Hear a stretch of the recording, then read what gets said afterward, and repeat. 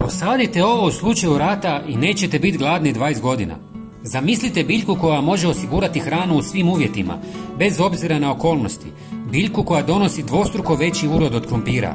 Ne zahtijeva nikakvu posebnu njegu i uspijeva gotovo svugdje. Posebno je korisna u vremenima rata kada hrana često nedostaje. Dok druge biljke propadaju zbog loše zemlje, bolesti ili štetočina, ona neumorno raste iz godine u godinu, pružajući vam hranu bez prestanka. Ne trebate je prskati, okopavati, niti pretjerano gnojiti. Ova biljka raste sama, bez ikakvih troškova. Njeni gomolji su puni vlakana i zdravih nutrijenata, a možete ih brati u bilo kojem trenutku, čak i usred zime. Posadite ju jednom i ostaće u vašem vrtu zauvijek. Više nikad ne morate saditi jer raste sama. Uz to, ova biljka podnosi sušu i loše vremenske uvjete, a s čim više berete, to bolje raste.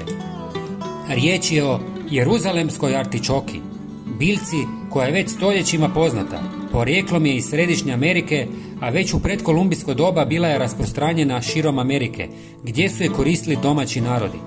Ovisno o sorti, gomolji čičoke mogu biti okrugli, ovalni ili vretenasti. Sadi se lako, jednostavno zakopate gomolje u zemlju u proljeće ili jesen, a već prve godine možete ubrati čak i do 5 kg po biljci. Zanimljivo je da, iako nosi naziv artičoka, njeni gomolji nisu povezani s pravim artičokama, već su slični krumpiru. Osim što je izuzetno izdržljiva, jeruzalemska artičoka je izuzetno nutritivna. Bogata je željezom, kalijem, fosforom, vitaminima C i B skupine, a najpoznatija je po inulinu, probiotičkom vlaknu koje poboljšava probavu i regulira šećer u krvi.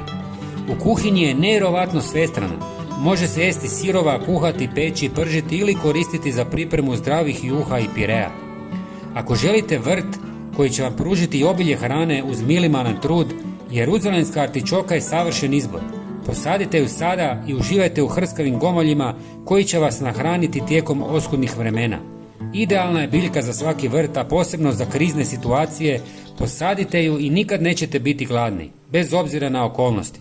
Prijatelji, svakako se pretplatite na naš kanal kako biste vidjeli svaki najnoviji video, potpuno je besplatno, i podijelite video s prijateljima.